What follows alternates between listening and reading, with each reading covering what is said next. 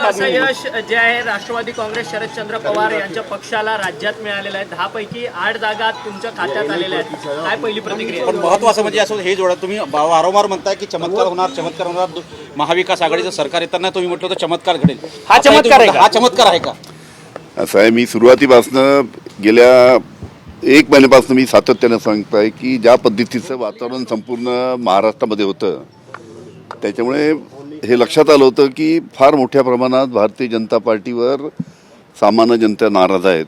त्याच्यामध्ये 100% चमत्कार होणार ही वस्तुस्थिती आमच्या लक्षात आली होती.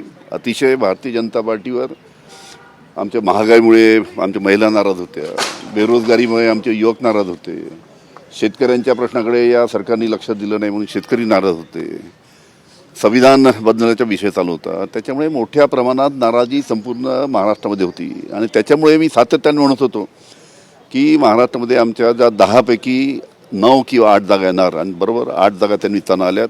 महाराष्ट्रातील जनतेने आदरणीय शरद पवार यांच्यावर विश्वास ठेवला आणि ज्या पद्धतीनं महाविकास आघाडी, काँग्रेस, राष्ट्रवादी, शिवसेना आणि मित्रपक्ष यांनी एकोप्याने निवडणूक लढवली त्याच्यामुळेच महाराष्ट्रामध्ये आमच्या महाविकास आघाडीला अतिशय चांगलं जनमत त्या निमित्तानं मिळालेलं आहे. तुम्ही म्हणाले होते की विदर्भात 11 पैकी 9 जागा निवडून आणू, तसाच आकडा विदर्भामध्ये दिसतोय.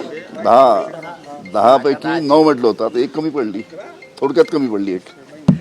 पंतप्रधान कोण होणार यावर प्रश्नचिन्ह आहेत. अनेक जण इंडिया आघाडीचा होणार का पंतप्रधान? तुम्हाला काय वाटतं? शरद पवार यांच्या भूमिकेत कसं आहे, आता सगळे वरिष्ठ नेते जे आहेत महाविकास आघाडी म्हणजे इंडियाचे जे सर्व वरिष्ठ नेते आहेत सगळे एकत्र बसतील, चर्चा करतील आणि निर्णय घेतील. तुम्ही म्हणाला होता जसा महाराष्ट्रात चमत्कार झाला तसा देशात चमत्कार होऊ शकतो असं तुम्हाला वाटतं? देशात चमत्कार व्हायला पाहिजे आणि होईल. सर इधर देखिए प्लीज. मराठी हो गया.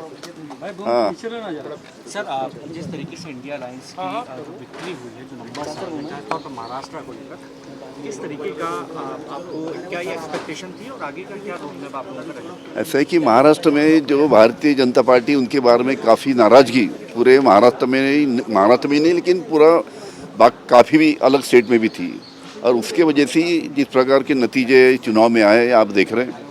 महाराष्ट्र में महाविकास आघाड़ी जो है कांग्रेस, राष्ट्रवादी और शिवसेना इन्होंने इकट्ठा मिलके चुनाव लड़ा और उसकी वजह से हमारी 30 सांसद यहाँ पे चुन के आए.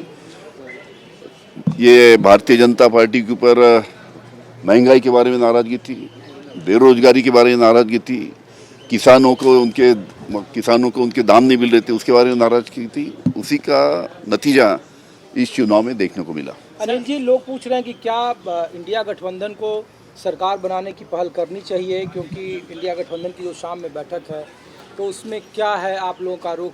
महाराष्ट्र के लोग, महाराष्ट्र के जीते हुए सांसद क्या चाहते हैं?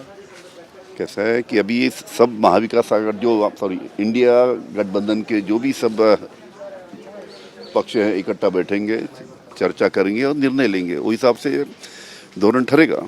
सर, राज्यातल्या भाजपच्या पराभवामुळे आता राज्यातील भाजप जी आहे ती आता कुठेतरी विचार मंथन करताना पाहायला मिळते.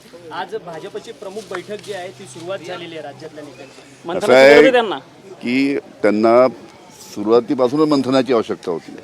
त्यांनी मंथन केलं नाही म्हणून अशी परिस्थिती त्यांच्यावर आली. 45+ गोष्टी करत होते, आता कुठे 9वर आलेत. ते तर ठीक आहे, 28च्या मताने 1 जागा गेली नाही तर 8वर आले असते. सिंगल डिजिटवर पहिल्यांदा भारतीय जनता पार्टी महाराष्ट्रात आली आहे आणि त्यांना भारतीय जनता पार्टीला महाराष्ट्रातील जनतेने जागा दाखवली आहे.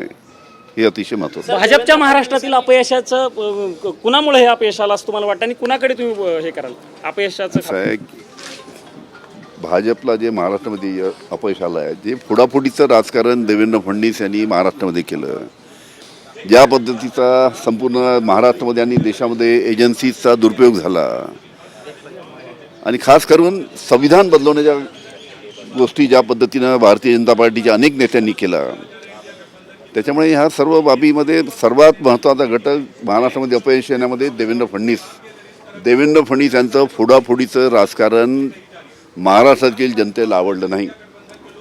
पहिले शिवसेना फोडली, नंतर राष्ट्रवादी फोडली. हे संपूर्ण गेल्या 2 वर्षापासून महाराष्ट्रातील जनता पाहत होती आणि म्हणून अशा पद्धतीचा निकाल महाराष्ट्रामध्ये आला.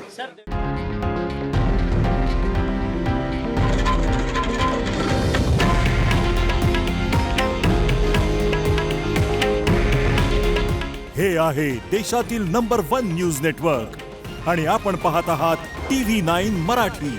काळजी तुमची, हित महाराष्ट्राचं.